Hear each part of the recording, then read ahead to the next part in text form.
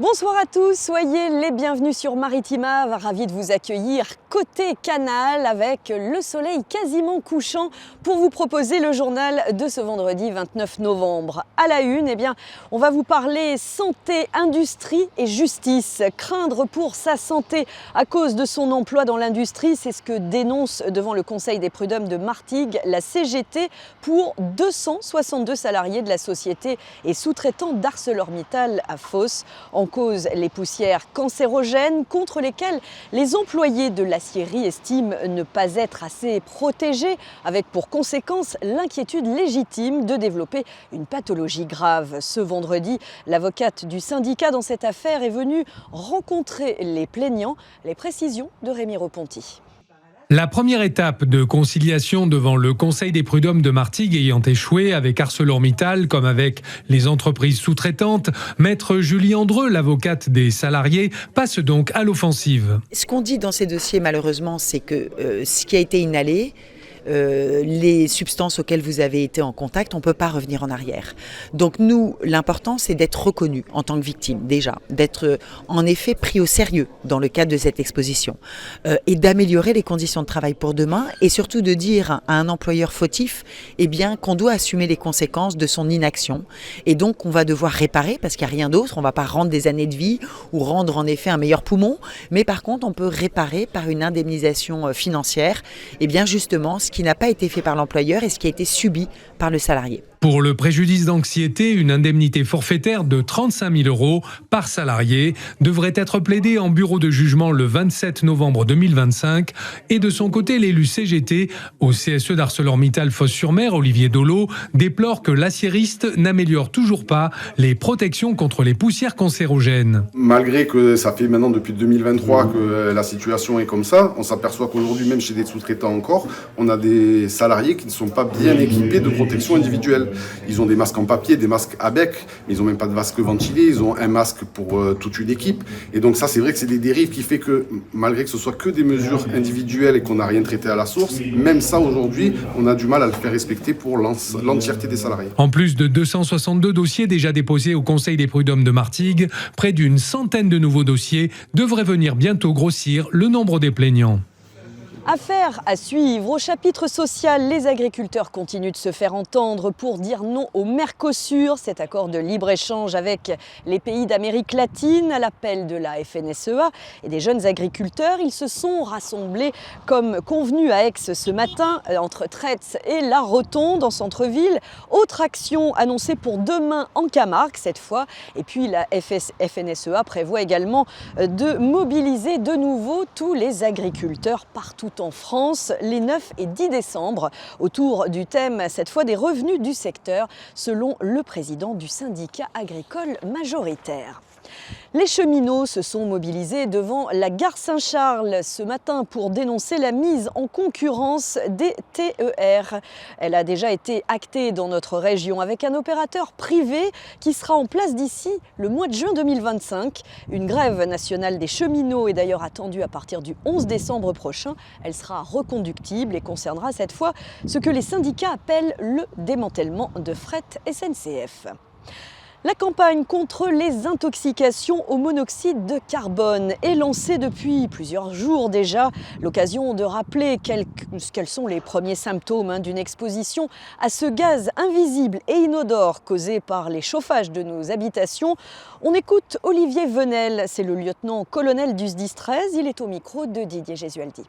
Les premiers symptômes qu'on va percevoir, ça peut être, d'un individu à l'autre, ça peut varier, je ne vous donne pas forcément l'ordre dans lequel ils apparaissent, mais on va avoir des maux de tête, une sensation de malaise, des nausées, des vomissements éventuellement. Et après, en fonction de chacun d'entre nous, de la corpulence de chacun, en fonction de l'activité qu'on a, ça mettra plus ou moins de temps. Ceci étant, c'est des symptômes. Lorsqu'ils apparaissent, il faut tout de suite penser à un risque d'intoxication au monoxyde de carbone.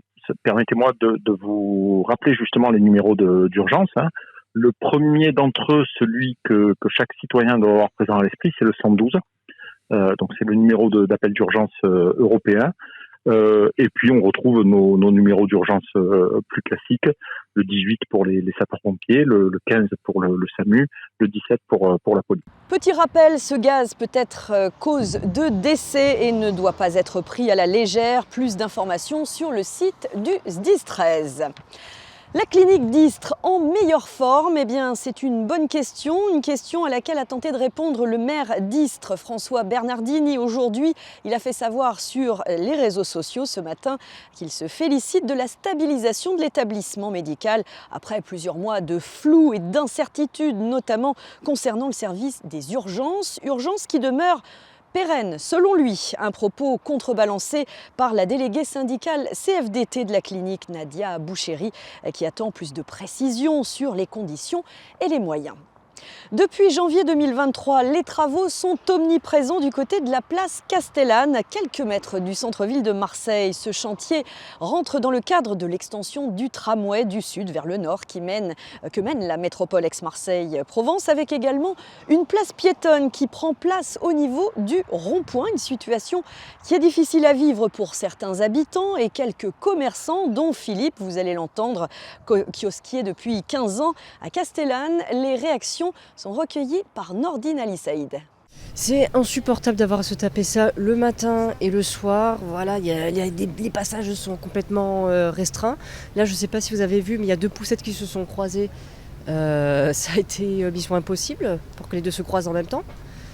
Bon, vivement que ça se termine. Hein.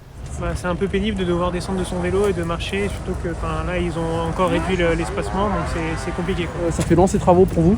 Oui, ça a débuté depuis longtemps, j'espère que ça finira bientôt. C'est compliqué de satisfaire tout le monde, quoi. Quand tout sera terminé, ce sera bien pratique et les gens qui rouspètent aujourd'hui seront peut-être bien contents plus tard. Vous faites partie des optimistes donc ?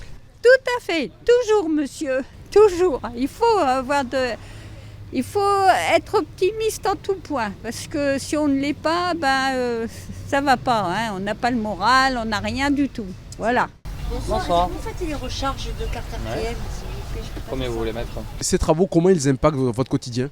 Là, un peu moins, parce qu'ils commencent un peu à tout rouvrir. Mais au tout début, on avait par exemple tous les clients qui habitent au boulevard Baye qui ne pouvaient pas venir jusqu'ici. Il y a pas mal de fois où les escaliers mécaniques ne marchent pas. Alors, il faut faire tout le tour de la place. On a perdu pas mal de gens comme ça. Que vous pouvez quantifier le nombre de personnes que vous avez perdu à peu près ? Un bon 25-30% au début, quand il y avait vraiment des travaux, toute la place étant de travaux, un bon 30-40% de clientèle. L'aménagement complet de cette place Castellane à Marseille est prévu fin décembre pour l'extension du tramway T3. Il faudra attendre juin 2025 selon la métropole Aix-Marseille-Provence. Et à Martigues, où nous nous trouvons, les travaux de rénovation du pont Levant se poursuivent. En tout cas, il y a quand même une pause. Vous le voyez peut-être derrière moi. Non, c'est un petit peu loin, c'est plutôt le viaduc. En tout cas, sachez qu'en centre-ville, c'est break pour le chantier du pont Levant ce week-end. Mais la 3e phase de travaux reprend dès la semaine prochaine. À partir de lundi, circulation routière alternée en journée, fermée entre 22h et 6h du matin. Attention, circulation interdite pour les piétons pendant 2 nuits la semaine prochaine, lundi et mercredi. Quant à la circulation maritime, elle ne sera pas possible en semaine. Je vous rappelle que ces travaux sont réalisés par le Grand Port de Marseille pour améliorer la sécurité des piétons et c'est une bonne chose. Allez, on passe au sport et au football. OM Monaco, c'est l'affiche dimanche soir en Ligue 1 à 20h45 au Vélodrome. Et puis, par ailleurs, il y a Coupe de France. Le FC Martigues va avoir l'occasion, alors soit de reprendre un petit peu d'air ou de définitivement sombrer. Les Sang et Or n'ont pas vraiment le droit à l'erreur ce week-end contre l'un des petits poussets de cette coupe. Valence, une formation de Régional 3. Méfie comme on dit ici. Valence a éliminé, je vous le rappelle, au tour précédent Marignane Gignac. Un match qu'il ne faut donc pas prendre à la légère. C'est ce que nous explique l'entraîneur du FCM, Thierry Laurey. La Coupe de France, c'est toujours, je l'ai dit l'autre jour avant le 7e tour, c'est un peu l'école de l'humilité aussi. Voilà, il faut respecter tous les adversaires, quels qu'ils soient. Là, il y a une grosse différence au niveau hiérarchique, mais on sait aussi que sur le terrain, il n'y aura peut-être pas une grosse différence dans la mesure où ces gens-là vont donner le maximum. Voilà, ils ont sorti une équipe de N2, c'est pas anodin. Quand on joue en R3, sortir une équipe de N2, c'est une grosse performance. Et là, l'appétit venant en mangeant, ils ont forcément l'envie de faire mieux encore. Et donc, il faudra se méfier de cette équipe de Valence. Le FC Martigues évolue donc demain à 18h dans la Drôme face à Valence. On vous tiendra au courant sur notre site maritima.fr. En attendant, notre reporter Flavio Noriga en a profité pour poser une seconde question au gardien sang et or quant au départ de Jérémy Ms. Vous savez, le gardien qui quitte le club martégal pour la AS Cannes en National 2. Écoutez sa réaction. Moi, je lui souhaite bon vent parce que c'est un garçon qui a rendu de grands services au FC Martigues. Après, il souhaite partir, il veut partir sur quelque chose d'autre. C'est sa responsabilité et c'est son envie. Je ne me voyais pas. Il a l'occasion de faire un dernier contrat. Je dis un dernier, peut-être que ce ne sera pas le dernier, mais un contrat à l'âge qu'il a, qui était très très intéressant et j'estime que c'est légitime aussi pour lui de penser à son avenir personnel. Et fruit du hasard, Cannes jouera son prochain match de championnat contre le FC Istres le 7 décembre. Ce sera peut-être l'occasion de croiser Jérémy Ms s'il est sur la feuille de match. Le FC Istres, justement, il vise l'exploit lui aussi quant à la Coupe de France demain à Parsemin. C'est le 8e tour de cette coupe. Istres de National 2 va défier une équipe de Ligue 2, à savoir Grenoble. Donc c'est une belle affiche, du beau match en perspective. Istres-Grenoble, c'est demain à 17h à Parsemin à Fos. En handball, Istres veut stopper l'hémorragie. Les joueurs de Gilles Dereau qui avaient bien démarré la saison, reste sur une série de 4 revers de rang en championnat. Déplacement ce soir à Chartres. Les deux formations ont le même nombre de points que le meilleur gagne, mais avec une petite préférence pour Istres évidemment. Coup d'envoi à 20h. En parlant de coup d'envoi, le Téléthon, c'est parti depuis ce matin pour 48 heures afin de soutenir, comme chaque année, la lutte contre les myopathies. 38e édition cette année, parrainée par le chanteur Mika, qu'on connaît bien à Maritima. Et Clotilde Chalby, coordinatrice du Téléthon sur le pourtour de l'étang de Berre, était l'invitée de la rédaction cette semaine. Elle est elle-même concernée par la maladie. Je vous propose de l'entendre sur les enjeux et les manifestations prévues sur la Côte Bleue, au micro de Manuel Danlois. On sait très bien que le Téléthon, ça touche notamment pour le plus des maladies génétiques rares. Donc ça peut aller des maladies neuromusculaires jusqu'aux maladies de la vision ou d'autres atteintes génétiques. Et oui, effectivement, il y a beaucoup de progrès. Sur le pourtour de l'étang de Berre, il y aura de nombreuses actions dans les nombreuses communes, des actions pour participer à ce Téléthon. On a beaucoup d'actions. Comme l'année dernière, il y avait 23 000 animations en France. Aujourd'hui, si on parle du pourtour de l'étang de Berre, je peux vous en citer quelques-uns. Il y a Saucé-les-Pins qui propose le 29 et 30 novembre au gymnase Alain Calmat des démos et initiations à une longue liste de sports allant du taekwondo au flamenco, ainsi qu'un grand loto le 1er décembre. Et donc forcément, tout le monde y est convié, les petits comme les grands. On a la Couronne, qui est le petit tournoi FIFA 25 sur PS4 à la salle polyvalente de Martigues, avec des récompenses à la clé. Et encore une fois, c'est très convivial. Tout le monde peut y participer. D'ailleurs, je tiens à préciser que les actions ne se déroulent pas que le 29 et 30 novembre. Au contraire, puisque des communes comme Gignac-la-Nerte proposent des animations jusqu'au 19 décembre pour aider au maximum le Téléthon. Et du Téléthon, on va en reparler dans l'agenda concocté par Noria Boussena avec des marchés de Noël qui fleurissent un petit peu partout. Je peux vous dire qu'il y a celui de Martigues, le marché de Noël solidaire organisé par la paroisse qui est prévu dimanche de 9h à 17h à la maison Saint-François, c'est sur le boulevard Joliot-Curie à Ferrières. Vous trouverez des cadeaux, des petits prix, des pâtisseries, de quoi vous régaler pour la bonne cause puisque c'est au profit de Secours catholique et de la paroisse Mampatim au Sénégal. L'agenda, eh bien le voilà avec les autres marchés de la région. Noël à Miramas, un programme très festif pour toute la famille. Dès ce dimanche et jusqu'au 24 décembre, la ville vous propose de nombreuses animations gratuites, des spectacles, des marchés, des ateliers, l'occasion de célébrer les traditions et l'esprit de Noël sur la place Jourdan. Le calendrier de l'Avent des villageois est à découvrir dès ce dimanche à partir du 24 décembre. Les fenêtres de tous les participants seront illuminées Autre temps fort de ce week-end, ne manquez pas l'exposition des crèches et traditions de Noël dans l'église Saint-Louis. Coup d'envoi des festivités de Noël également au Salon de Provence. Là, c'est dès samedi sur la place de l'Hôtel de Ville à 18h. C'est le lancement des festivités avec le mapping. Les spectateurs sont invités à embarquer dans un monde de couleurs à travers le rêve d'un enfant. Eh bien, cette année, la ville a fait appel aux petits salonnés pour qu'ils partagent leurs plus beaux dessins de Noël, dont une partie sera projetée lors du mapping. Et jusqu'au 5 janvier, la ville s'illumine aux couleurs de Noël avec une grande roue, marché de Noël, feux d'artifice et de nombreuses animations pour toute la famille. Une foire au Santon à Martigues, un voyage au cœur de la tradition de Noël, là aussi, avec la Capoulière qui vous invite à découvrir l'univers magique des Santons à l'occasion de sa traditionnelle foire au Santon. Un rendez-vous incontournable pour les amoureux des traditions provençales où vous pourrez admirer et acheter des Santons faits main dans la pure tradition de Noël. Alors rendez-vous, c'est tout ce week-end de 10h à 19h à la salle Raoul Dufy, rond-point de l'Hôtel de Ville de Martigues. Un bon moment convivial pour plonger dans l'esprit de Noël et ramener un peu de magie. Direction Saint-Mitre-les-Remparts où là aussi le marché de Noël prend ses quartiers jusqu'à dimanche sur la place de la mairie. Pour l'occasion, des chalets seront installés et proposeront des idées de cadeaux de Noël, de l'alimentation, des stands de confiserie, sans oublier manèges et châteaux gonflables pour les enfants. Une vente sera organisée en faveur du Téléthon. Et justement pour le Téléthon, un week-end de solidarité est organisé dans la région à Berlétan. Lancement du Téléthon et des illuminations dans le centre-ville. C'est dès ce soir en famille. Retrouvez la parade voyage au Paul de Berre de la Maison des Associations et du Numérique avec de nombreuses animations sportives tout ce week-end. La ville de Fos-sur-Mer se mobilise avec une journée riche en animations, défis et moments de convivialité entre démonstrations artistiques, ateliers participatifs, des tournois de basket organisés par les Bayers et des cours de marche nordique, justement organisés en extérieur. Pour y participer, c'est samedi à partir de 10h à la halle polyvalente à Parsemin, à Fos-sur-Mer. Et puis à Miramas, rendez-vous dans le centre-ville dès midi pour du rugby, escalade et badminton au programme de ce Téléthon. Pour vos dons, un seul numéro, le 3637.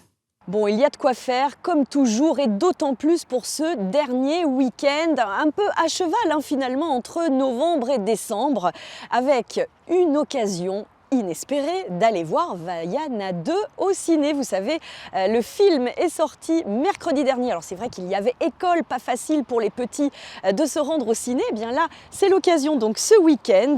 Il s'agit du 63e film d'animation signé par les studios Disney. Après les 5 millions d'entrées pour le premier opus en 2016, Vaiana 2 va-t-elle pouvoir faire mieux? Eh bien en tout cas, les réactions sont plutôt prometteuses. Au micro de Jeff, écoutez plutôt en sortie de séance au Palace à Martigues.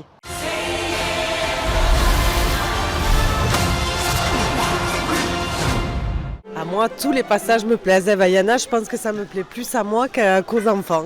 Donc c'était parfait. Pour une fois, une 1-2 est vraiment réussie et ça, c'est une belle suite. Ouais. On retrouve même les mêmes éléments avec beaucoup de chansons aussi. Oui, il y a beaucoup de chansons, il y a les mêmes personnages que dans le premier, il y en a des nouveaux aussi qui sont très très bien. Et des très belles chansons. Ouais. Vaiana, c'était trop bien. Les chansons, elles sont trop bien. Incroyable. Il y avait beaucoup de musique, plus dans le 2 que dans le 1 par contre. Moi j'ai pleuré. Elle a pleuré. Et c'est l'émotion. Oui. J'avais la larme. Oui. J'avoue que c'était trop bien, vraiment. Pas pour les sensibles. Ouais. Non, elle était vraiment très bien. Que je le conseille, je le recommande et puis venez. Hein. C'est une suite réussie? Oui. Et apparemment, je pense qu'il va y avoir une 3e. Ça c'est du scoop. Voilà. Faut attendre à la fin, après le générique, il y a un petit truc. Bonne surprise. Voilà. Est-ce que tu voudrais Vaiana pour Noël prochain? Oui. Oui. Un joli cadeau de Vaiana? Oui. À nous, les noix de coco.